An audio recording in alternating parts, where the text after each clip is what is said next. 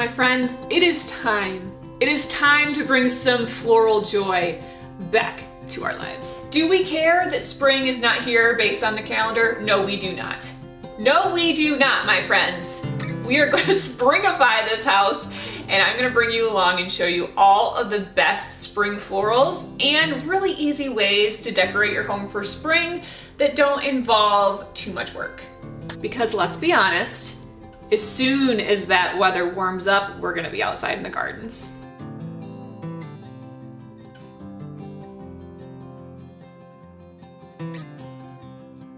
A quick thanks to today's video sponsor, A Living. I cannot wait to show you the new piece that I got for the basement.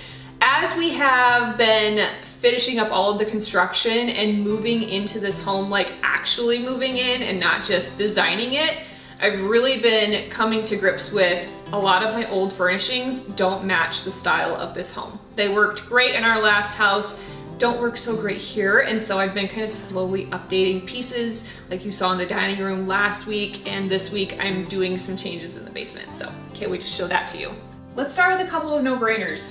One large-scale piece of floral art, perfect for spring. Would be perfect over a mantle, would be perfect in a hallway, as a focal point in the middle of a living room, obviously works over console table styling, even in bedrooms over the bed, it would be really pretty. Super, super simple. Now, one thing that I would love to focus on is the various ways to do floral arrangements.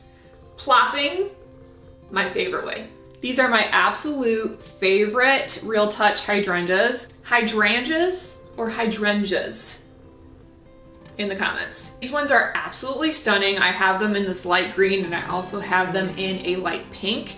Beautiful, beautiful flowers. They work so perfectly into the summer as well. And even though I have them plopped, that's our first version of floral arranging, into this basket, they also work really well in a vase. If you've been with me here at Grace in My Space for any length of time, you know that I really love real plants. I will bring in faux flowers all day, every day. But as far as green goes, just a regular old house plant, I really would prefer live plants over faux. They're just so easy, and I have a lot of really easy, beginner-friendly plants for you on the blog, but just quick overview.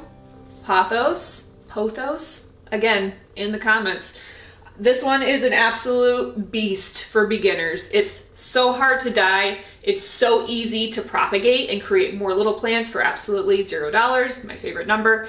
And it's really beautiful and brings in a lot of vibrant greenery, and it's also a trailing plant, so it will cascade down shelving or off of stools or countertops, wherever you have it. Now, I mentioned that we are updating our home to kind of fit the style of this space a little bit better than our previous furniture did. Now, I'm really excited to work with A Living Home for this space. I went with the AeroStretch 3-seater power zero wall recliner sofa. It literally has zero clearance, and it is a reclining sofa. I'm actually baffled by how this can even work. The design is impeccable. It's a huge space saver, and it has really flexible placement for such a big piece of furniture. And I love that it just seamlessly reclines to exactly the angle that you want for your own personalized comfort. Not only is it a recliner, but it also is a power charger on both sides, and it has a wireless charging station in the middle. There's so many different electronic functions in the sofa with the reclining and with the charging stations, but it only requires one power outlet.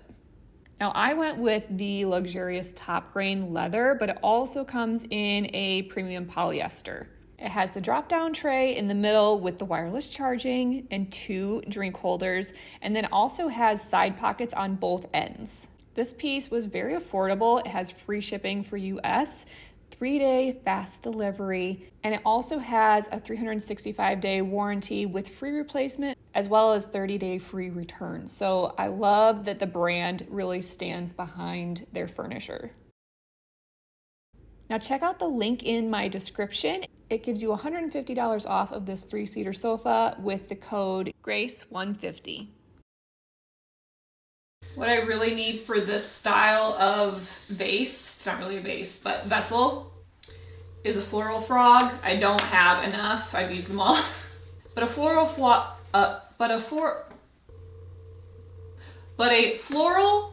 frog did it. Goes a long way in making these kind of floppy stems stand up the way that you want them to.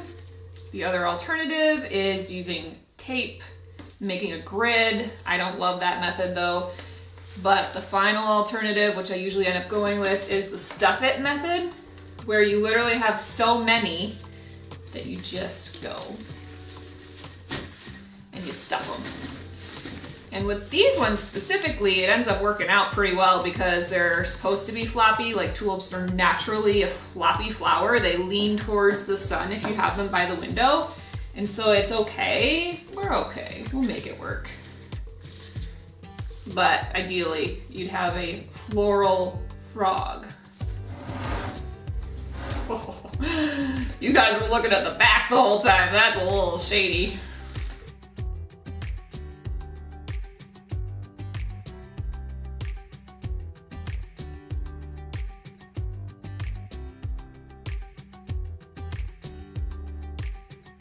Now this last one is a statement maker of stems. 2 gigantor stems. Look how big these suckers are. You just plop them into a equally gigantor vessel and immediately you have an arrangement.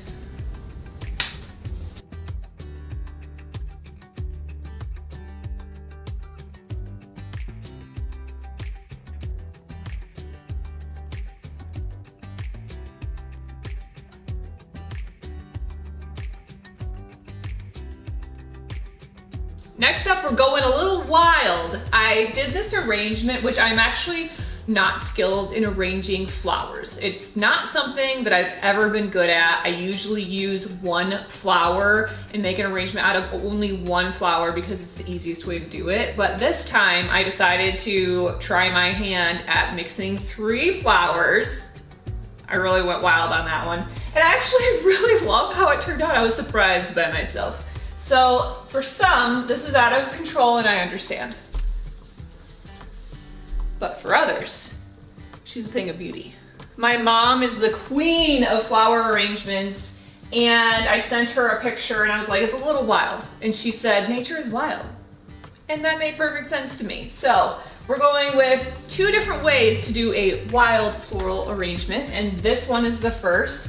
This has 6 stems of the purple berries, 3 stems of the snowballs, and then it has 3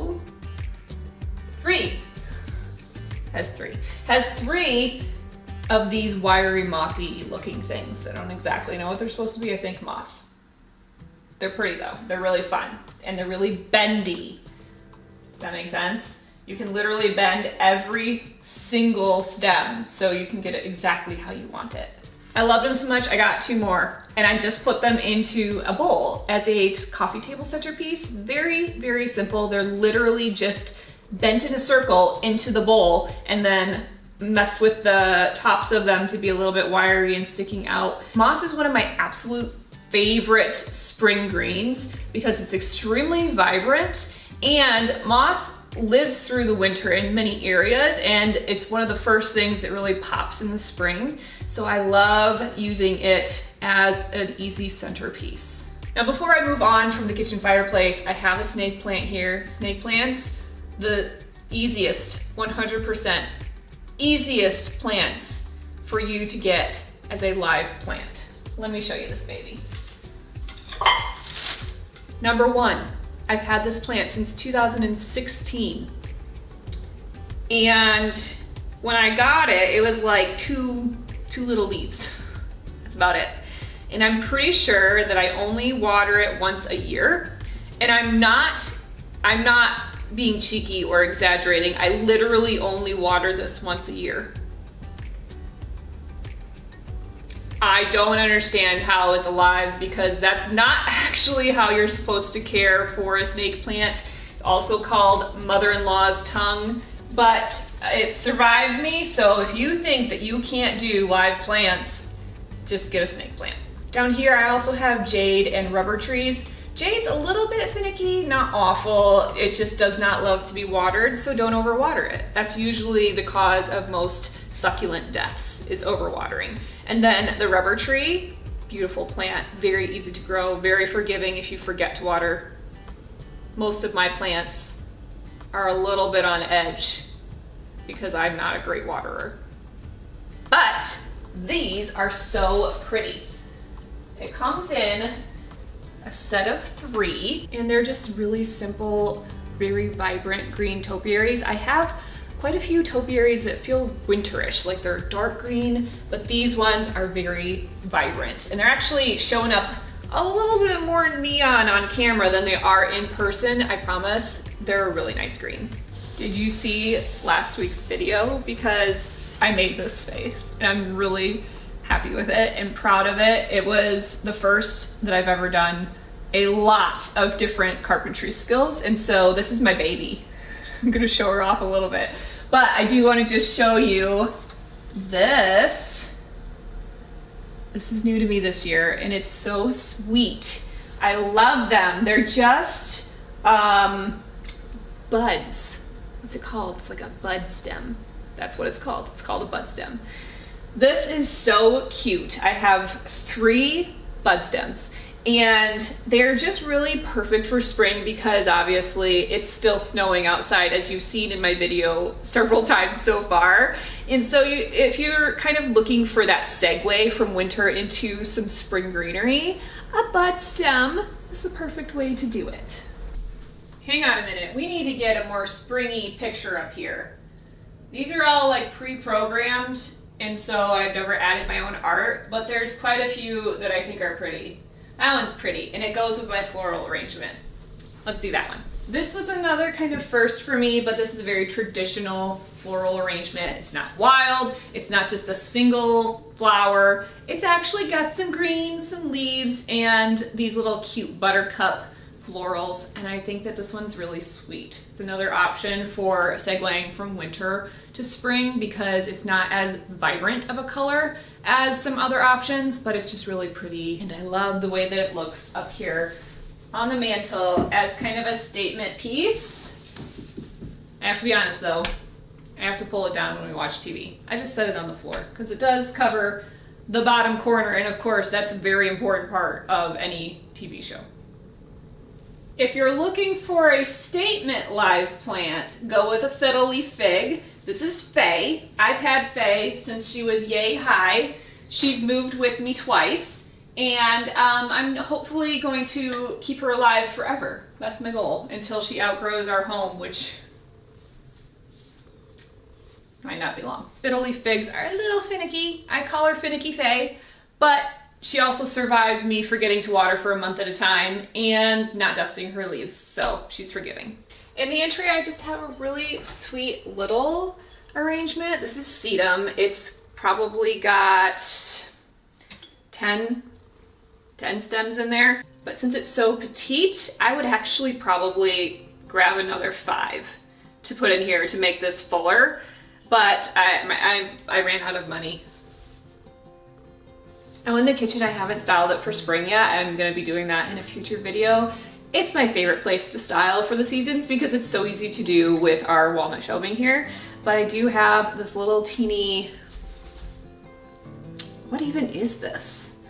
It just has like the disc on the bottom, and then it's a little bush and you plop. Plop and fluff. Nothing is easier than a plop and fluff. Now I know that spring is not officially here, but I hope that this kind of gives you some ideas if you are ready to bring some vibrant life into your home. And obviously I only focused on florals for the most part in this video, and I'm going to dive deeper into other elements of spring decorating in coming videos.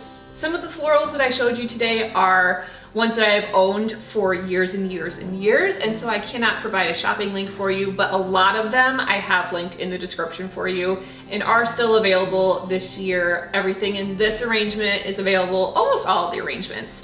I do have either the exact ones I got or lookalikes, so make sure and check that out if you're looking to replicate what I've shown you today, and it's all linked in the description. Now here's my plan. If everybody starts decorating for spring, it's gonna usher it in quicker, okay? Who needs a groundhog? We have collective decorating force. Let's do it. Thanks for watching. I'll see you next time.